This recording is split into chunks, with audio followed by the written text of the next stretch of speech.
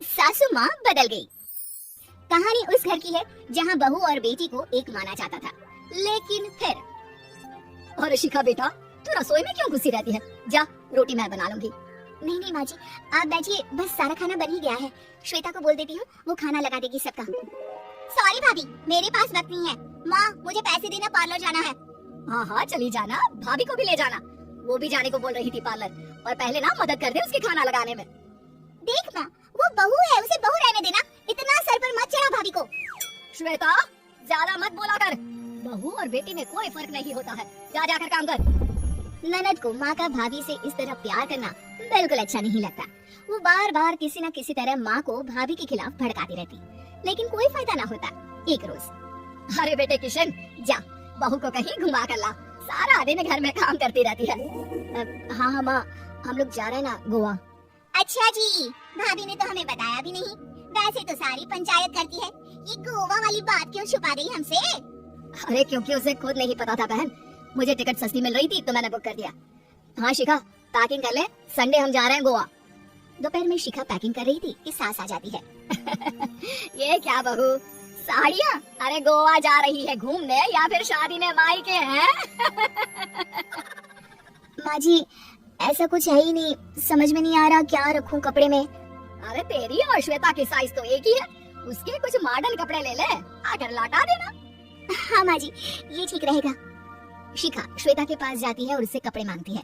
ना जी ना, मैं अपने कपड़े ना दूं, वैसे भी फैल जाएंगे मेरे कपड़े, बहुत महंगे वाले हैं। शिखा मुंह लटकाकर कमरे में आ जाती है तो सास कहती है, चल तैयार हो जा, तुझे मैं शॉपिंग करा कर लाती हूँ गोवा की। बस फिर क्या था, सास बहू निकल जाते हैं मार्केट और एक से बढ़कर एक ड्रेस खरीद कर घर आते हैं। पहले बता देती कि नए कपड़े दिलाने वाली है भाभी को, तो मैं अपने ही दे देती ना भाभी को, मुझे दिला देती नए कपड़े। देख श्वेता, परिवार का मतलब सबके साथ रहना होता है, ना कि सिर्फ अपना सोचना। वैसे भी तुझे अच्छे संस्कार सीखने चाहिए। और रही बात कपड़ों की, तो शिखा, आज से घर पर भी तू मॉडर्न कपड़े ही पहनेगी, कोई जरूरत नहीं है ये साड़ी वाड़ी लपेटने की। क्या था, घर पर श्वेता और शिखा एक जैसे रहते। एक बार पड़ोसन आती है। अरे बेटा, अपनी माँ को तो बुलाना, जरा बात करनी है। शिखा सास को बताती है और रसोई में चली जाती है। ये आपकी बेटी बहुत बड़ी हो गई है, इसके लिए एक रिश्ता है, कहो तो बता दूं। ये बेटी नहीं बहू है, घर में सब एक जैसा ही रहता है। वैसे मेरी बेटी भी बड़ी हो गई है, कोई रिश्ता हो तो जरूर बताना। पड़ोसन रिश्ता लेकर उन लोगों के घर आती है। तब श्वेता की होने वाली सास कहती है, तो ये घर है, कितने मंजिल का है? और ये बहू ने आपके क्या पहन रखा है, जीन्स टॉप? अरे भाई, साड़ी वाड़ी नहीं है क्या इसके पास? देखिए, सर्दी है तो साड़ी में बहू कैसे मैनेज करती, वैसे पहनती है साड़ी भी। देखिए, हम लोग ठहरे पैसे वाले लोग, कोई कमी नहीं है हम लोगों के पास पैसों की, बहुत पैसे हैं, जमीन, नौकर, चाकर, कार, सब कुछ है, लेकिन घर में संस्कारी बहू चाहिए, समझ रही है ना आप? सास कुछ कहती कि श्वेता बोल पड़ती है, हाय रे, नौकर चाकर से लेकर जमीन, कार, पैसा, हाँ हाँ, मुझे रिश्ता मंजूर है, मंजूर है मुझे। अरे रुक जा श्वेता, मैं बात कर रही हूँ ना।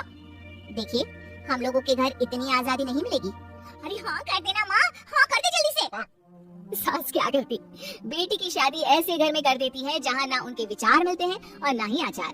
शादी की बात एक रोज फोन पर, श्वेता बेटा एक बार घर आ जा, बहुत दिल करता है तुझे देखने का। माँ वो घर पर बहुत काम होता है, कैसे आऊँ? बड़ा घर है लेकिन आने जाने वालों की लाइन ही लगी रहती है।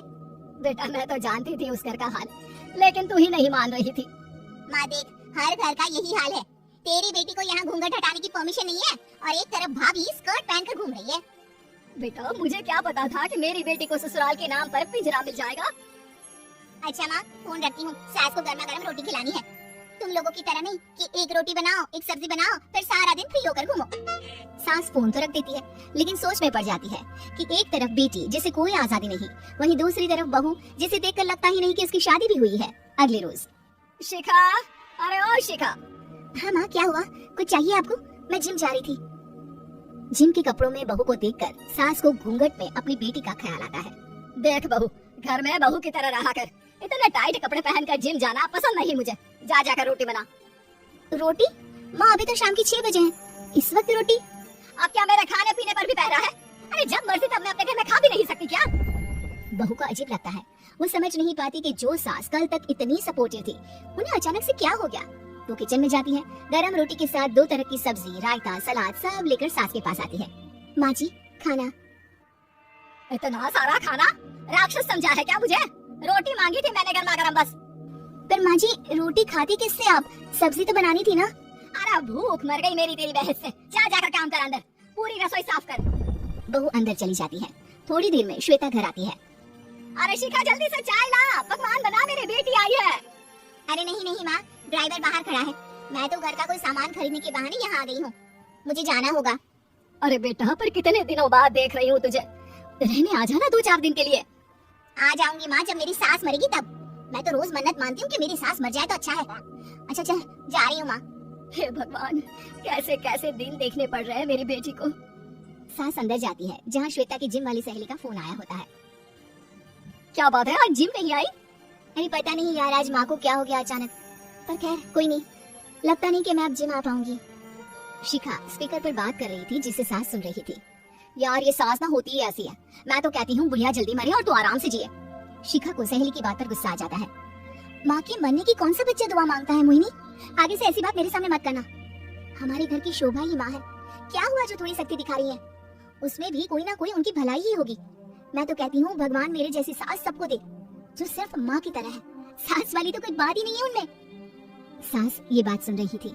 उनकी आंख में आंसू आ जाते हैं कि क्यों वो बेटी की किस्मत में बहू को भी भागीदार बना रही थी। शिखा, अरे ओ शिखा, क्या हो गया? जिम नहीं जाना क्या?